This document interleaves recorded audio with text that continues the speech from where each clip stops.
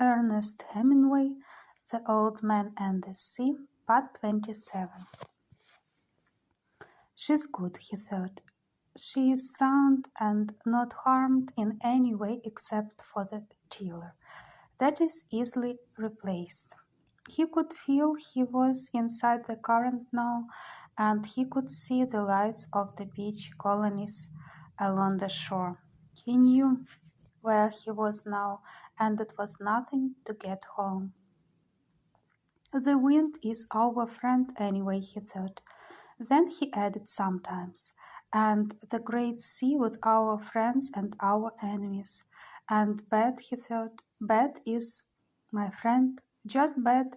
He thought, bad will be a great thing. It is easy when you are beaten, he thought. I never knew how easy it was.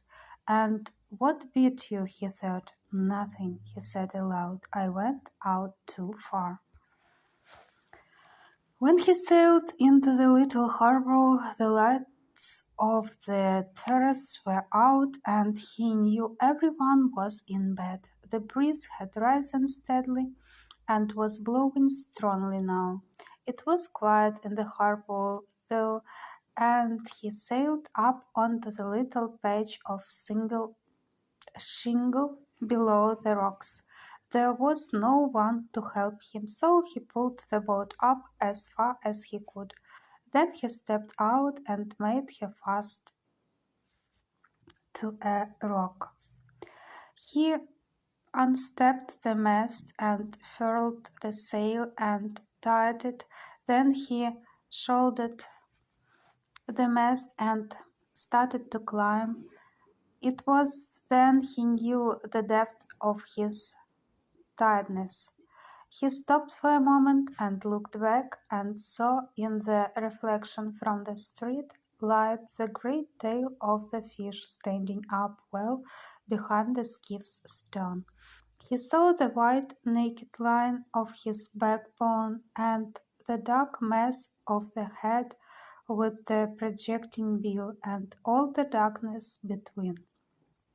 He started to climb again, and at the top he fell and lay for some time with the mast across his shoulder. He tried to get up, but it was too difficult, and he sat there with the mast on his shoulder and looked at the road. A cat passed on the far side, going about its business, and the old man watched it. Then he just watched the road. Finally, he put the mast down and stood up. He picked the mast up and put it on his shoulder and started up the road. He had to sit down 5 times before he reached his shack. Inside the shack, he leaned the mast against the wall. In the dark, he found a water bottle and took a drink. Then he lay down on the bed. He pulled the blanket over his shoulders and then over his back and legs, and he slept face down on the newspapers with his arms out straight and the palms of his hands up. He was asleep when the boy looked in the door in the morning. It was blowing so hard that the drifting boats would not be going out, and the boy had slept late and then come to the old man's shack as he had come each morning. The boy saw that the old man was breathing, and then he saw the old man's hands, and he started to cry. He went out very quietly to go to bring some coffee, and all the way down the road he was crying. Many fishermen were around the skiff looking at what was lashed beside it, and one was in the water, his trousers rolled up, measuring the skeleton with a length of a line. The boy didn't go down. He had been there before, and one of the fishermen was looking after the skiff for him. How is he? One of the fishermen shouted. Sleeping, the boy called. He didn't care that they saw him crying. Let no one disturb him. He was 18 feet from nose to tail, the fisherman who was measuring him called. I believe it, the boy said. He went into the terrace and asked for a can of coffee, hot and with plenty of milk and sugar in it. Anything more? No. Afterwards, I will see what he can eat. What a fish it was, the proprietor said. There has never been such a fish. Those were two fine fish you took yesterday, too. Damn on my fish, the boy said, and he started to cry again. Do you want a drink of any kind? The proprietor asked. No, the boy said. Tell them not to bother Santiago. I'll be back. Tell him how sorry I am. Thanks, the boy said. The boy carried the hot can of coffee up to the old man's shack and sat by him until he woke. Once it looked as though he were waking, but he had gone back into heavy sleep, and the boy had gone across the road to borrow some wood to heat the coffee. Finally, the old man woke. Don't sit up, the boy said. Drink this. He poured some of the coffee in a glass. The old man took it and drank it. They beat me, Manolin, he said. They truly beat me. He did not beat you, not the fish. No, truly, it was afterwards. Pedrico is looking after the skiff and the gear. What do you want done with the head? Let Pedrico chop it up to use in fish traps, and the spare, you keep it if you want it. I want it, the boy said. Now we must make our plans about the other things. Did they search for me?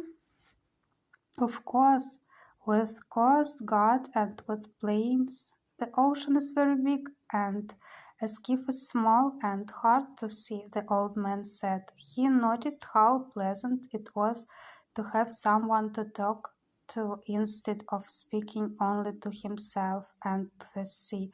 I missed you, he said. What did you catch? One the first day, one the second, and two the third. Very good. Now we fish together. Again. No, I'm not lucky. I'm not lucky anymore. The hell with luck, the boy said. I'll bring the luck with me.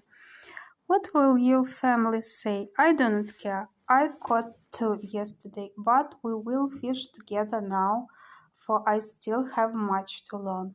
We must get a wood-killing lens and always have it on board. You can make the blade from a spring leaf from an old fort. We can grind it in Guanabacoa. It should be sharp and not tempered so it will break. My knife broke. I'll get another knife and have the spring ground. How many days of heavy breeze have we? Maybe 3, maybe more. I will have everything in order, the boy said. You get your hands well, old man. I know how to care for them. In the night I sped something strange and felt something in my chest was broken. Get that well, too, the boy said. Lie down, old man, and I will bring you your clean shirt and something to eat. Bring any of the papers of the time that I was gone, the old man said. You must get well fast, for there is much that I can learn, and you can teach me everything. How much did you suffer? Plenty, the old man said. I'll bring the food and the papers, said the boy said. Rest well, old man. I will bring stuff from the drugstore for your hands. Don't forget to tell Pedrico the head is his. No, I will remember. As the boy went out the door and down the worn Coral Rock Road, he was crying again. That afternoon there was a party of tourists at the terrace, and looking down in the water among the empty beer cans and dead barracudas, a woman saw a great long white spine with a huge tail at the end that lifted and swung with the tide while the east wind blew a heavy, steady sea outside the entrance to the harbor. "What's that?" he asked a waiter and pointed to the long backbone of the great fish that was now just garbage waiting to go out with the tide. "Tiburon," the waiter said. "Shark." He was meaning to explain what had happened. "I didn't know sharks had such handsome, beautifully formed tails." "I didn't either," her male companion said. Up the road, in his shack, the old man was sleeping again. He was still sleeping on his face, and the boy was sitting by him, watching him. The old man was dreaming about the lions.